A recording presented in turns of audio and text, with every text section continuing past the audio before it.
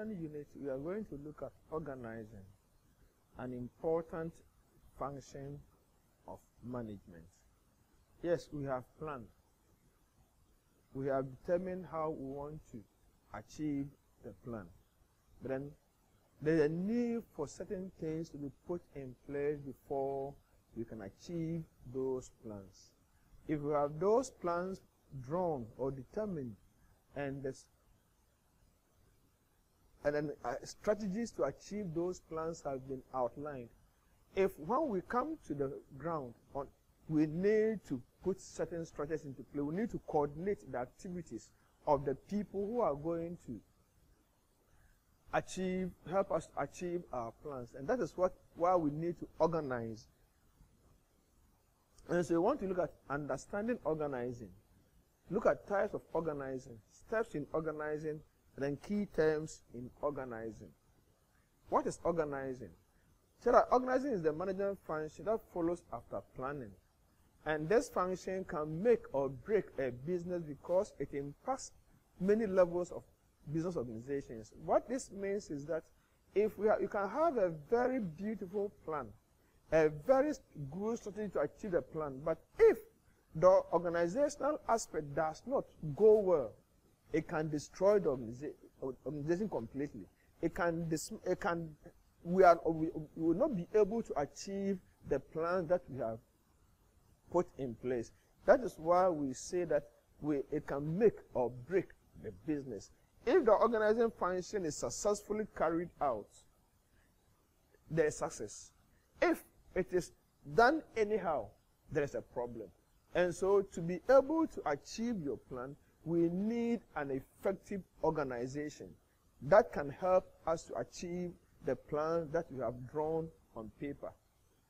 So it says, it is that function which synchronizes the human, physical, and financial resources to achieve whatever we want to achieve. In the organization, we have the human resource, the physical resource. Here, the human resource, we're talking about the human beings who are going to work to achieve the plan.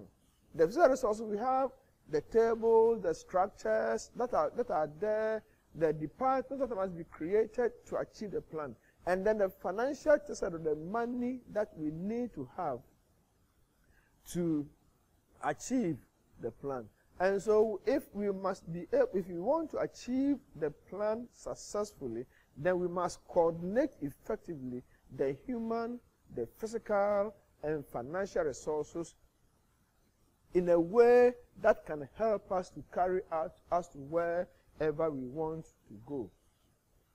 So we said these also are collected and configured in order to implement plans in a highly effective and function.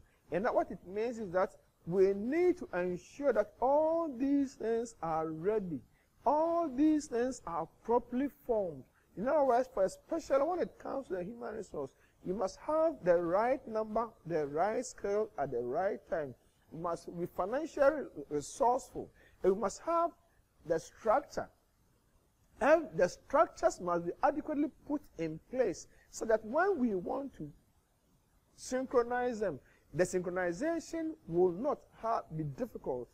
One that we need to know that if we have a good human resource and we don't have good structures or good financial resources, the things are not going to, we are not going to be able to achieve our results. In the same way, we must have a very resourceful human resource. We don't have the necessary financial structures or the physical structures, these things will not work.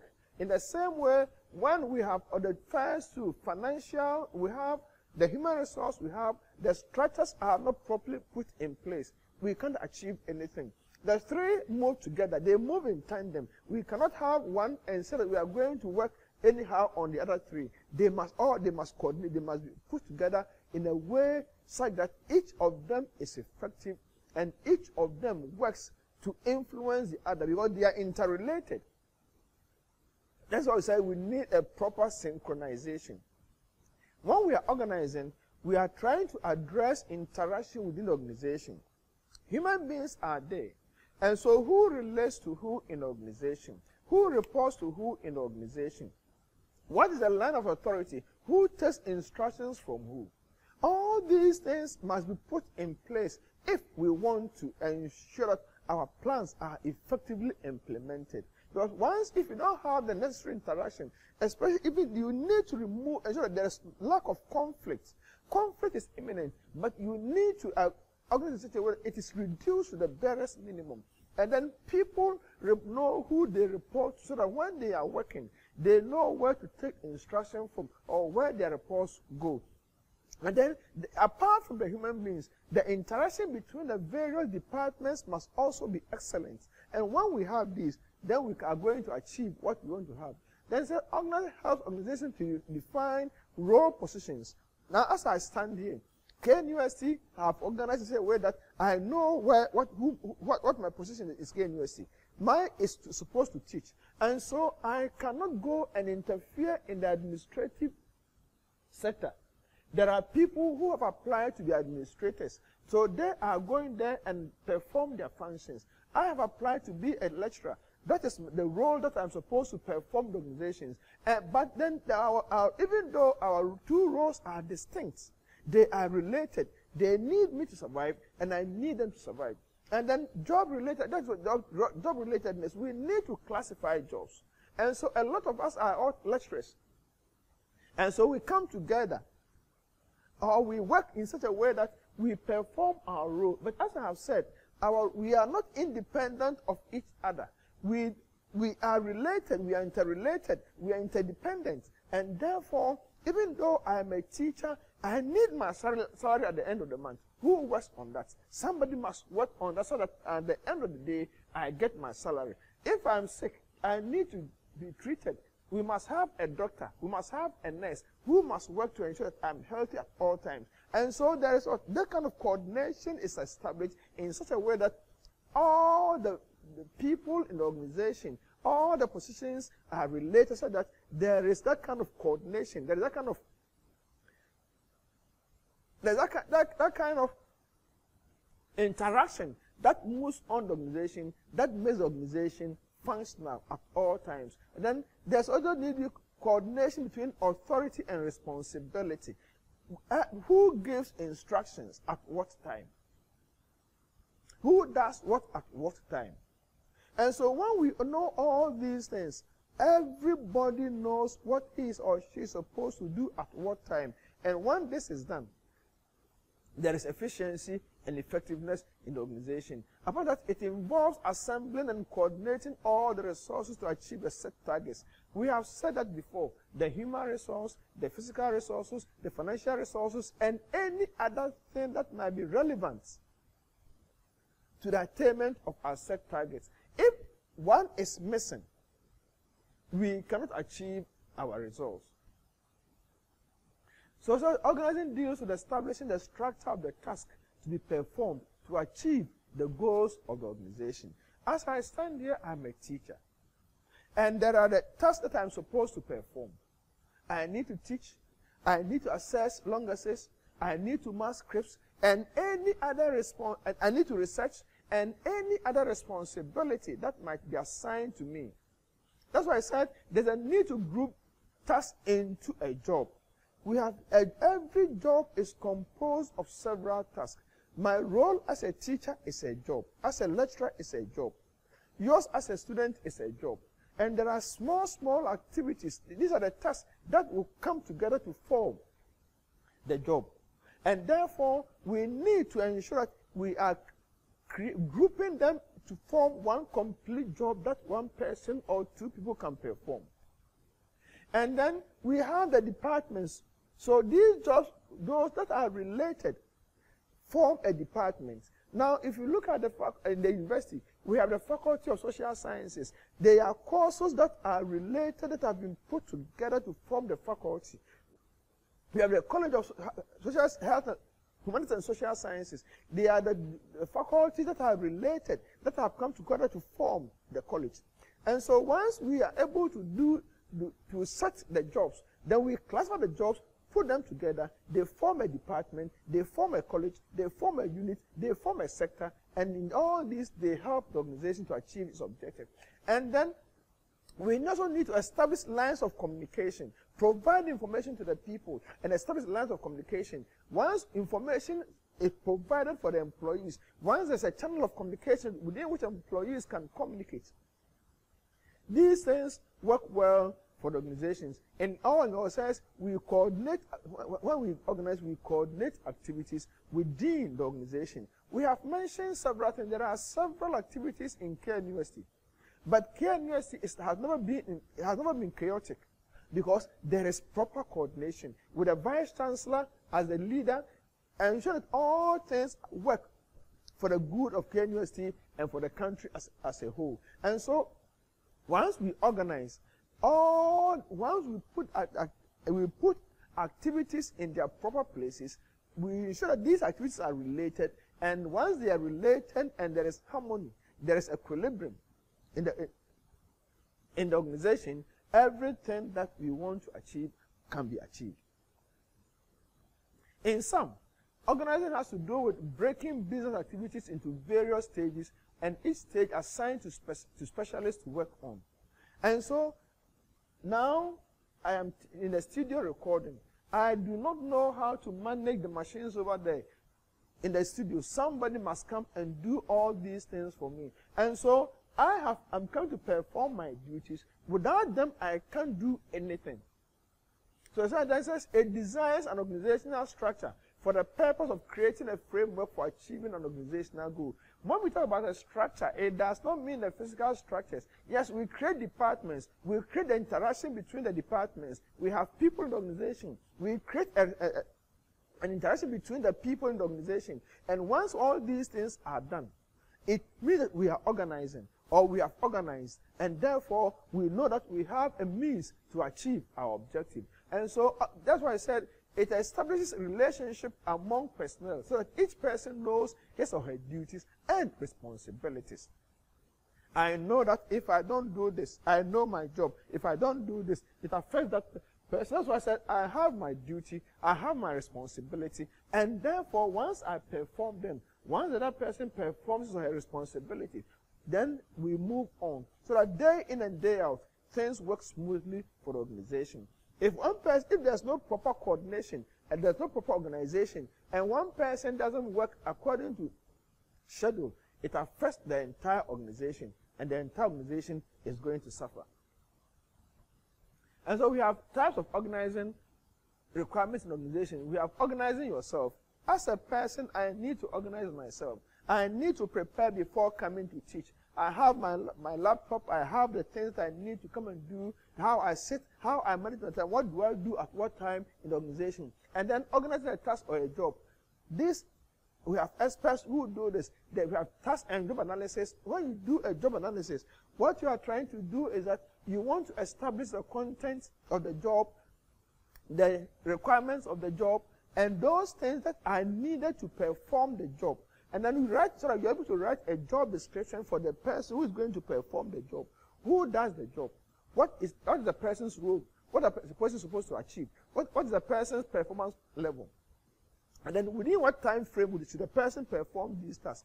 All these things are important. And so organizing is essential. In fact, some of the people say that it is at the heart of the organization. Once we have a proper organizational structure, the organization is likely to be successful. And then we have organizing staff. Apart from the fact that you have organized as an individual, you have organized the task, then you organize the staff. And so if you want to organize the staff, what do you need to know?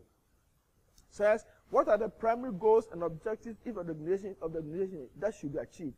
Before you organize staff, before you bring in people to work, you need to know what you want to achieve.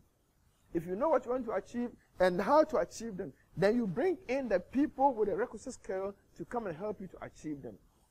And then the second question is, what continued activities need to be performed in order to implement the strategies that have been selected as part of it? And so the same is like the first one, with certain things that need to be done, that must be done at all times, that must be done every day, that must be done every week within a moment, so that once these things are done, we are on our way to achieve our goals. And so then another question is, how can the necessary activities be divided so that the individuals or groups can be assigned responsibility for performing them. This is where you do job analysis. Once you do job analysis, you are able to classify jobs and to determine who can perform what at what time. And so once you classify a job, you are able, because the content of the jobs are going to be different, you divide them, you classify them, and then you select the people who have the requisite skill to come and perform. And then you put them in groups or in teams so that when they come, they can perform and do what they are expected. That's why I said activities should be grouped into related and similar activities as much as possible, so that individuals are working on tasks that are related and similar. And so in our Department of Sociology and Social Work, the tasks, the course that we teach are similar. And so we are able to coordinate our activities in such a way that those who have been selected, who have been employed in the department, know what they're supposed to do. If one person is not there, I'll be able to jump in. If I'm not there, another person can jump in and teach my course. Because the courses are similar, we don't have any problem. And so these links can help us. Then there are links that can help answer the questions that have been raised. For example, workforce planning. There's something called succession planning. If you don't have a plan organization as to who succeeds who at a point in time, it becomes a problem for you. And when you do job analysis, you are able to know the type of job that the person is supposed to perform, the context within which the person is supposed to perform, the human behavior, the performance characteristics, the performance levels that the person is supposed to perform. And because you have what is called the human requirements, you know the person who has the same skills as the incumbent, so that when the person is not there, that person can easily step in and perform such a job. Then you specify jobs and roles. Job and task analysis, we have done that. Then job description, we have done that. Then specifying the competencies. That's what I've said. It is called the job requirement. What KSAOs are needed to perform those jobs successfully. And what's a KSAO? We call it knowledge, skill, ability, and other characteristics. These are what is called the competencies that a person needs to perform a job. So once you specify the jobs and the roles, and you determine the job description, you know the content, you know the human requirements, you know the energy the person needs to perform the job, you know the performance standards, then it becomes easy for you to determine who can perform the job and perform it adequately. Now, once activities have been grouped, what kind of authority and responsibility should be assigned? And so, if you have asked me to teach, what authority have you given to me to perform my responsibility? Am I going to be controlled or to be told what I'm supposed to do or what? I need certain amount of authority to be able to perform the job that I'm supposed to perform. Then how and by whom should decisions be made? And so coming to teach in the class, the topic that I want to teach, who should select them for me? And so certain things, once we do all these things, the person who is performing the job knows what he is supposed to do at what time. And so he does this. And so then, how specialized should roles be? It depends on what you want to be. It depends on what your plan is. Should you appoint anybody to come and perform any role because you want people to achieve something? No. There's a need for us to ensure that there should be a specialized area. There should be a specialized area. Somebody with a specialized and the requisite skill must come and perform it. And then it also shows that the person performing the job must have some form of autonomy to be able to perform the job. So you determine what type of control should be over the person performing the job. Is it the manager? If it's the manager, you specify it. If it's the incumbent, the job holder, you specify it. And so that one removes all ambiguity. So when the person comes, you know, at every point in time, I need to go and report to my boss. Or I am supposed to be doing this. I don't need to report my boss every day, but I need to report my boss within a certain period. That person then knows what he or she is supposed to do. So these organized activities are very, very essential, and it sets clear parameters for everybody within the organizations, so the person works within that area. Then you also determine how to communicate and how to coordinate members in the organization. These are all things that when you want to organize, you need to ask yourself, how should we communicate? Is it going to be from top down all the time, or bottom up sometime, or the two at the same time? Then the next one that you need to consider is, how can the job and role description be developed to take into account both functions and accountabilities? In other words, you need to ensure that you ask yourself this question, so the developer or the person organizing will need to ensure that what the person is supposed to do is clearly defined. If roles are clearly defined, the person performing the role knows what he's supposed to do. And so if he doesn't do it, you know what to tell him. The person knows his functions. And therefore, if they are clearly defined, there is no ambiguity. He knows that he has certain authority. Let's go back to here. The control. You have assigned control. This is what belongs to you. It is you who must do it. And you must perform within a certain period of time. So if it comes over here, the person knows that this is my job. I have authority to do A, B, C, D. And so at the end of the day, I'm held accountable for whatever I am. But if there's a mistake, it comes to me. But if the mistake, the vice chancellor, for instance, controls me every day, says, I have employed you, and every day you must report to me. Every day, if I can tell you to do this and do that and do that, and this is how I teach you how to do it. If there's a problem, who should be held responsible? And so then also determine, how do you communicate and coordinate with the external environment? The external environment is very, very important when it comes to organizing, because the organization is an open system, and it means that it interacts with the external environment as it interacts. Those from within also interact among themselves.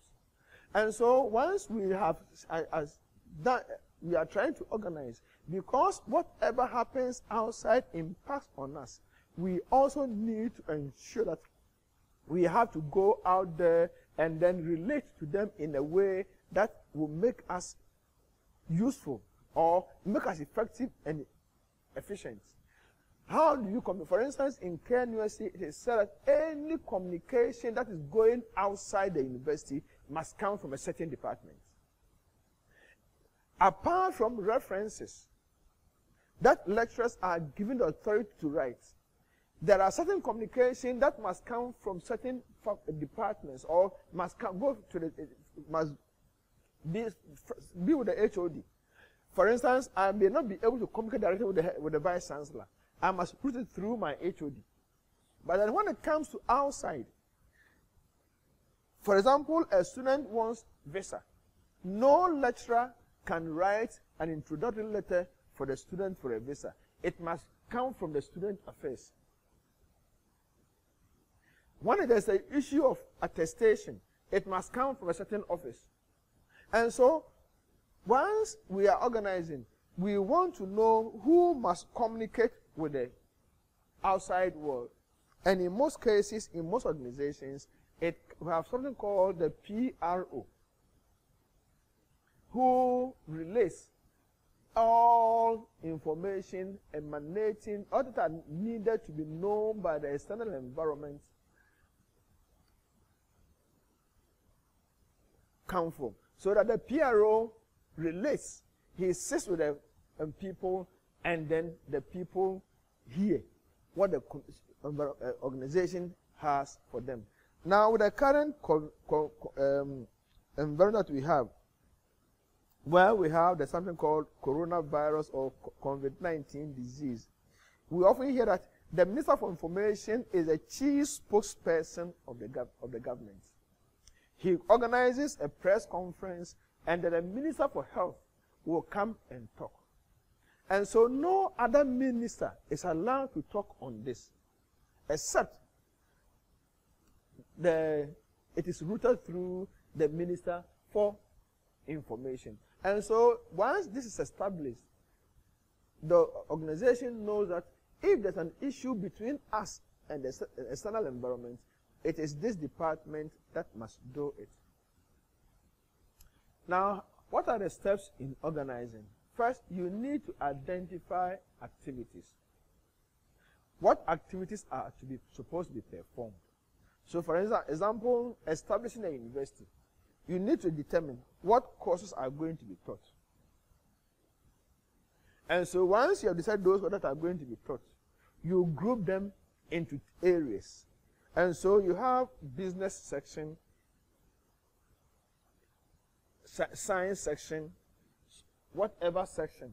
And so all the courses that come under the business section go there. All the courses that come under the social science section go there.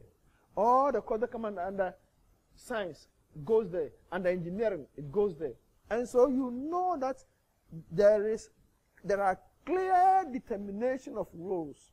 And each of the sessions knows what it is supposed to do at what time. And then you organize, as I've said, then you organize them into departments. What is called departmentation. There are some small jobs that are supposed to be performed that are related. You put them together. That is why we have Department of Sociology and Social Work. Those courses that are found in that area come there. We have Department of Economics, Department of Geography and Rural Development. They are all there. And the courses that are related are the courses that we send there. And so once we are there, we know that these are the related courses that have been classified under the Department of Sociology and Social Work. And any other course that is not from us is taken outside. Then you classify the authority. You define the extent of managerial powers. These days, if you don't do it, managers would think that we have control over everything and therefore we want to do everything. Yes, they determine what must happen. And so if you think that you want to vest all powers and authority in the hands of management, you do it. If you want to devolve and then let employees also have some extent of power, you do it. That one, you do it, and when you do it, and it's established, everybody knows his or her limits. As we will say, you will know your smoothness level. This activity of giving rank to managerial position is known as hierarchy. And so you arrange.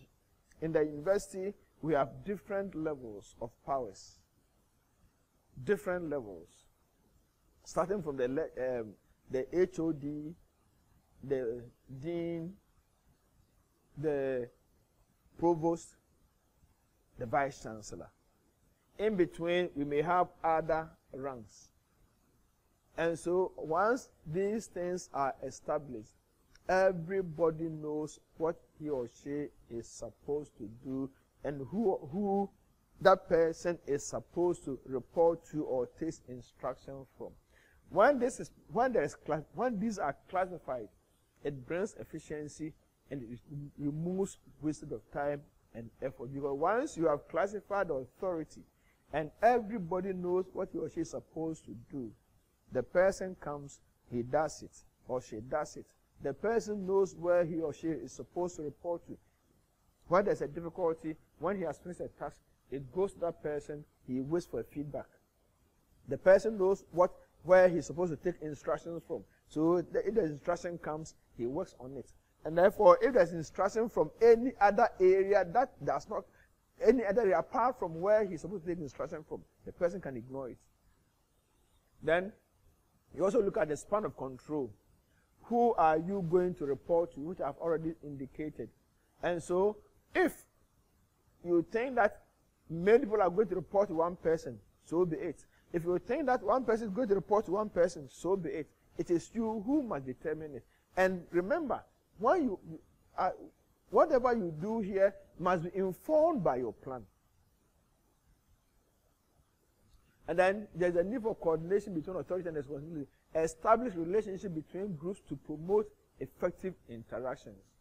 We have sociology department, we have geography and rural development, we have English. Sometimes we need people to come and teach courses that are geography based, we go and bring a lecturer from geography to come and teach that course. And so when the groups are established and we know our relationship, we know how we can interact, when it is done, we do it. And then also there is a need for a clear and organizational structure to be drawn. We have said it already. That is reporting relationships. Who does what? Who reports to who? All these things you clarify. And then says strive to have every employee reporting to one person. If, as I stand here, I report to the provost at the same time as the dean or my HOD, I get confused. Who should I take instruction from? If, yes, the provost is my boss, the dean is my boss, but I report directly to my HOD, and whatever, then he sends it to the dean before it gets to the provost. Once these things are done, so that every person is clear in his mind what he or she is supposed to do. And this creates efficiency and effectiveness. And then there's a need also for your job descriptions to be clear, which we have said. So job descriptions are always complained about, but are useful in specifying who reports to whom. Once you draw the job description, it gives you where the person's job, the person's job is related to. In other words, we have already classified jobs. So if there's a job description, it tells me that I report to the sociology department head and not to head of geography department.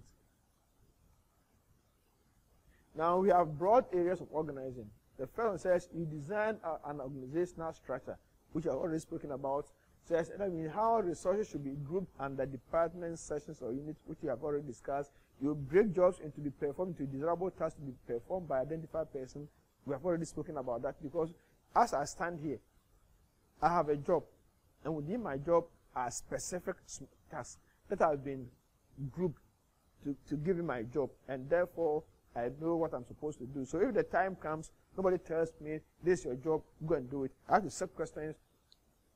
The university has to give me a time. We are doing examination from this day to that day. So I know that I must set questions on the courses that I teach. Nobody comes and tells me I should do it. Then we we need to look for the people to occupy the positions that are necessary to be occupied, speaking about that, and then we give them their responsibilities. Then the next one is that once you have given them the jobs, what are they supposed to do? What expectation do you have for them? Or what do you expect from them? So you need to establish what is called performance standards. The students assess us every month, every semester, because the university has a standard of performance. I must get to that level. I may not be able to get to the final level, but I must approximate to a certain level. So the university knows how to assess me, to know whether I am doing what is right or what is wrong. If nobody assesses my performance, I may deviate from the normal course. And if I deviate from the normal course, it means that I am not helping the organization to achieve the plan that it has set for itself. And so, when that happens, the university has a means of control, the organization has a means of determining the appropriate remedy if I am not doing what is right. That's why I said the appropriate remedy to apply when people do the wrong thing. So we have what we are supposed to do, what we cannot do. And the university must monitor us. The workplace monitor you. You know what you're so that you don't break the rule needlessly. Now there are some few terms in organizing that we need to look at. We have a structure. It is the framework within which the organization defines how tasks are divided, resources are deployed, and departments are coordinated. That is the overall thing. That's the biggest, the first thing. When we put all of them together, it is the structure of the organization. The positions that people occupy, the work that people do, the resources that are there, the departments that are there, these are what is called the structure. If the structure is well designed, everything becomes easy. The reporting relationship, the nature of interaction. If all these things, which cause the structure, are clearly defined, everything becomes easy. Then the next one is the structure also has the assigned formal tasks to individuals, which we have discussed already. Determine the reporting relationship, lines of authority, decision responsibility, number of hierarchical levels, span of managers' control. And so we have discussed all these things already. That is, how many people should report to a manager? That is span of control. How many levels must we have? Must we have a tall level or a flat level? The structure. As I said, whatever thing that you do, it must be influenced by the plan that you have designed. And again, it can also be determined by the kind of people that you are working with. And so then, you also the way coordination system is established, so that even though we may be in different departments, they will not say that I'm in Department A, you're in Department B, and so we don't have anything in common. No. Even though I'm in Department B and you are in Department A, there's a relationship between us, because what you do invariably affects what I do. Then the next one is work specialization. Over here we have said that there are tasks. So if I'm trying, how do I pause it? Or I should talk. Oh, okay.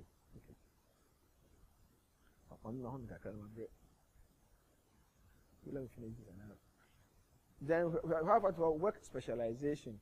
There's a need for people. Different jobs are going to be performed, and so you need to classify the jobs according to how related they are. And once you do it, you find the relevant person to come and perform. That's what I said. Organizational tasks are divided into individual jobs, also known as division of labor. Now, in my department alone, I am a teacher. But then there is somebody who is also an administrator in the same department. And so we perform according to what we are supposed to do, or we have assigned duties based on our area of specialization. Then, why there's too much of specialization, employees are isolated now and do only a single, tiny, boring job. Yes, you need to specialize, but must it be strict? This is something called multitasking. Different people perform different jobs. Yes, as a teacher, as a lecturer, I have some form of administrative duty that I also perform. And so I come to the office, I sit down with students, we discuss issues, we discuss things that affect the university, that affect the course that we do. Yeah, so even though I am a lecturer, there are other things that I can also do. After all, a lecturer is the head of department. A lecturer is the dean. A lecturer is the provost. And these are administrative responsibilities that have been added to the job of the lecturer, which means the lecturer has a lot of things to perform, which removes boredom. And so apart from that, some organizations also can create job roles, or they do what we call job rotation, so that the employees in the organization may have a feel of different aspects of the job at different times. Especially if an administrator, you can be taken to the finance section as an administrator, you can be taken to a department or an academic department as an administrator, and all these things you go and you encounter different experience, or you have different experiences that also equips you with a skill to be, at least to be able to perform in these other areas that you may be posted to as well. Then delegation. We have said that it is a process managers use to transfer authority and responsibility to positions below them in the hierarchy. Yes, we said, where do you want power to reside? Yes, we know that power resides in the manager, with the managers. But the manager cannot be everywhere at the same time. And so what happens is that there is a need for to transfer some authority and responsibility to the people so that they perform. And in all this, if it becomes part of your organizing principle, then the manager can do it. If in the course of your organizing you say that the manager must wield all the powers, so be it. If you say that the manager must also be able to give out some form of authority to the workers to be able to perform their jobs, so be it. So again, it depends on what you want. And modern organizations believe that there is a need for delegation because people are highly skilled, highly qualified, and therefore they don't need constant control, constant promptings from their managers before they can work. They are they have intuition, they are able, they are skilled, they are creative, they are innovative, and therefore they are able to do what is expected of them even without that managerial control. Delegation, then when there's delegation, it improves flexibility to meet customers' needs and adaptation. We have, yes, once you delegate, it enables employees to work faster because they are not waiting for money to come and give them instructions before they can work. If a customer comes, they know what to tell the customer, the level to which they can go. At a certain level, if it gets a certain level, say no, this one must go before the manager. For example, in the department, there's a certain amount of money the HOD can spend. If it goes above that amount of money, it must be approved by the dean. The dean has a certain level or a limit that he or she can spend. If it goes above that level, it must go to the provost. The provost must also have a cap. If it goes above that level, it must go to the vice chancellor. And so these delegations or tell the employee that this is the limit to which you can go. And so delegation is important. But as I've said, if it is not factored into the organizing function, then the manager will control everything. And when that happens, it slows down work. But then because of fear, some managers find delegation difficult. They might not have confidence in the employee. They might have confidence, and even if they have confidence, they might not trust the employee. And so it has become a problem. Then we have centralization, decentralization, and formalization. Centralization is where the center of authority, decision-making is at the top. And when it is decentralization, decision-making has been taken down. Even though managers reserve some of them, or have some of them, they have given some amount of authority to those below them. That's why I said a location of decision-making authority near lower organizational levels. It has come to the level. Some powers, it comes from delegation. Some powers have been taken away from them and then given to that. Again, all these things are part of your principle. If the principle of organization doesn't mention that these things will not come back, because in modern times, all these things are part of the organization, because we want efficiency, we want speed, we want effectiveness. And therefore, when these things are done, then things can be done and be done well. Then, formalization, where there is documentation used to direct and control employees. Then we have departmentalization. This is where jobs or jobs or individuals are grouped into departments, and then departments into total organizations. As I've said, in the university, we have departments, and the departments focus on courses, all the courses that are related to that department. And then we have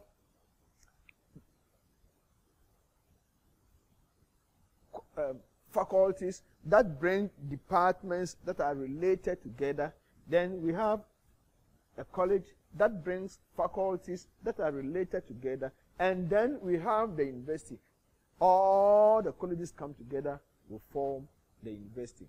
Then we have certain terms that we also need to explain. We have functional, that is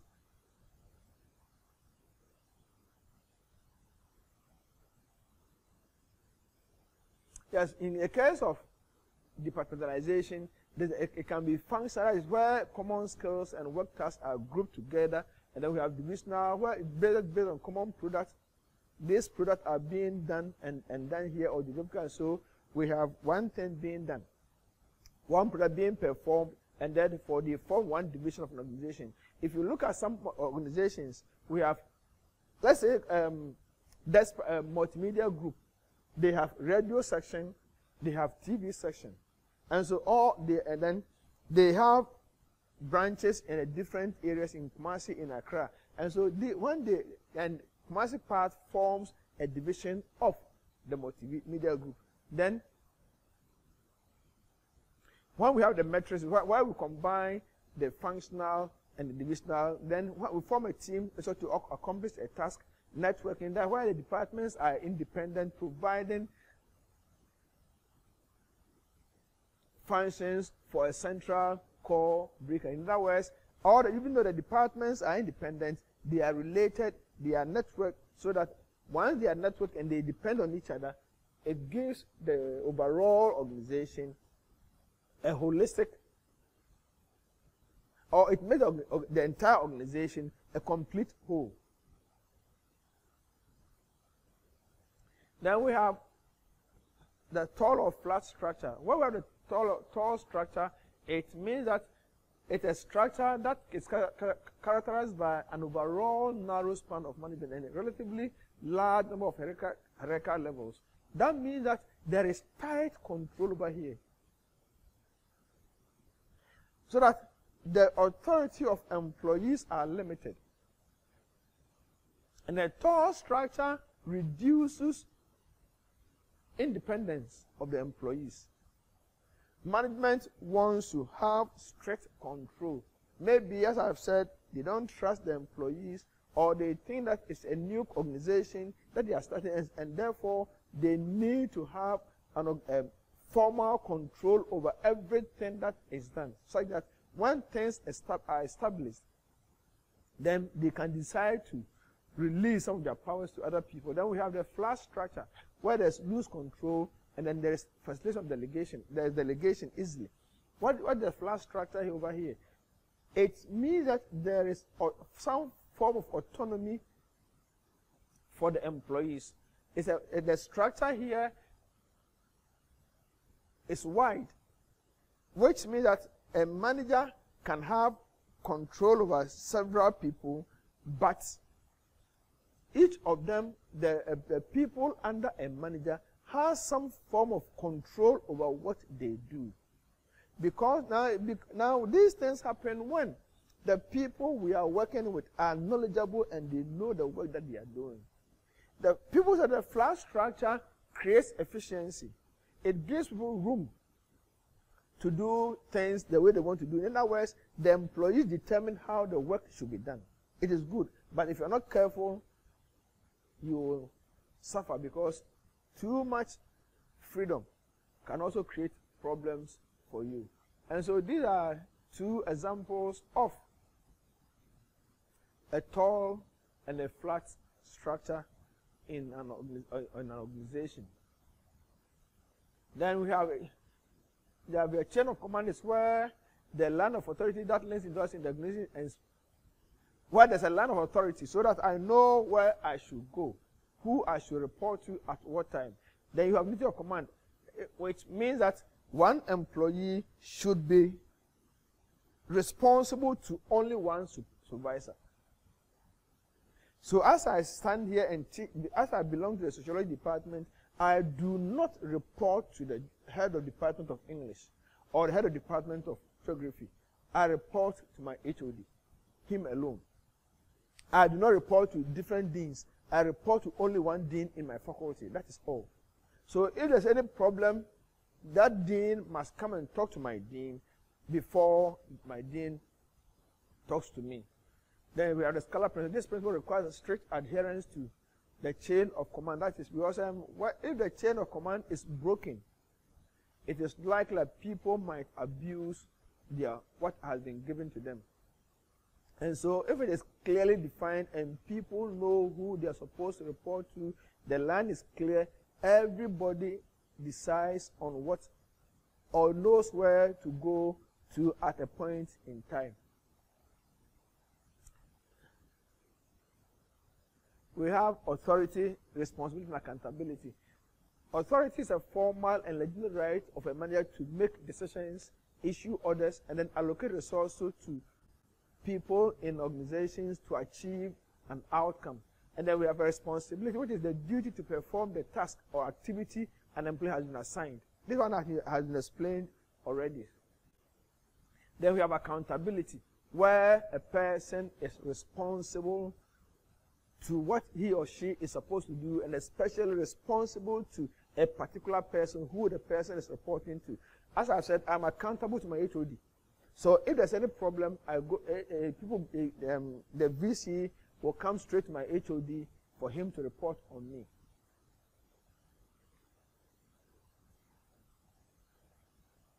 Then we have types of authority. We have line authority, which is the formal power to direct and control immediate subordinates.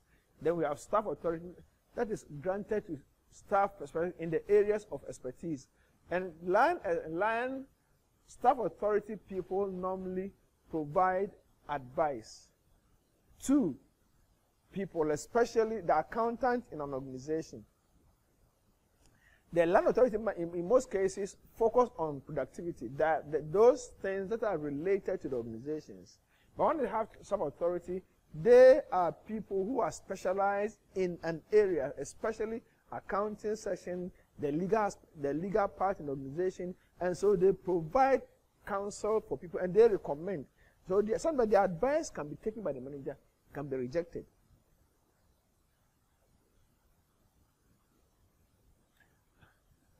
And so we have staff and those who do not contribute directly to production. That's what the accountants and those people that I was talking about. And the line manager is that those who contribute directly to productivity. So we have the production manager is a line manager.